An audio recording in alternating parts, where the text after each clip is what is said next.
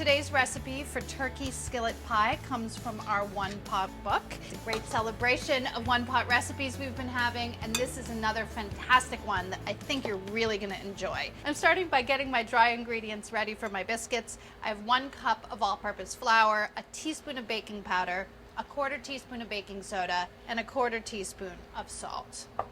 Whisk them together. And then you can just set these aside. I just like to get this ready, and then later I'm going to add some cold butter, cheese, and buttermilk.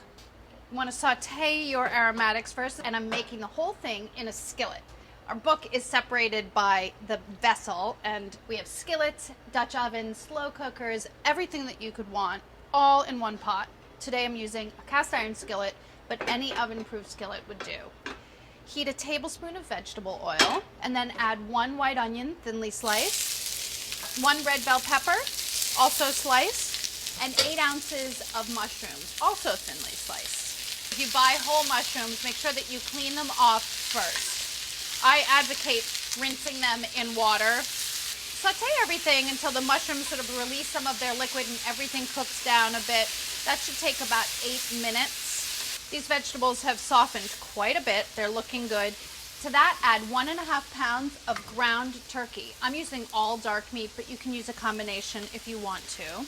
I do think that the dark meat has more moisture, and I like that better, but some people prefer the leanness of the all white meat. Season with salt and pepper.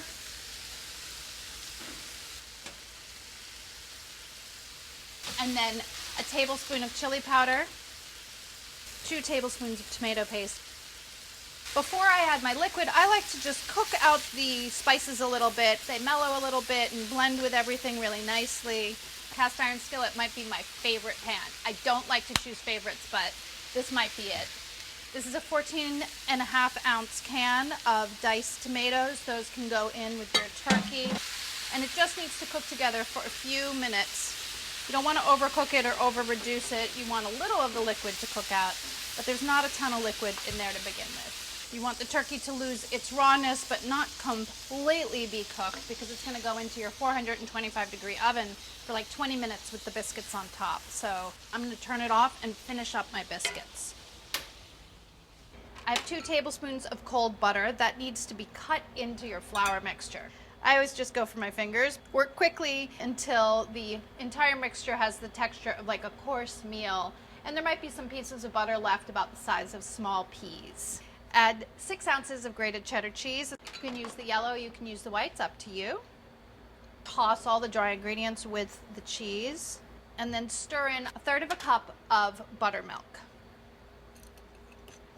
You want to make sure that your dough is fully moistened. So if there are pieces of flour in the bottom of your bowl, make sure that they get mixed into the dough. I'm going to use my fingers to do that. To ensure flaky biscuits, you want to make sure you don't overwork your dough. Now you're going to want to drop these biscuits on top of your turkey mixture.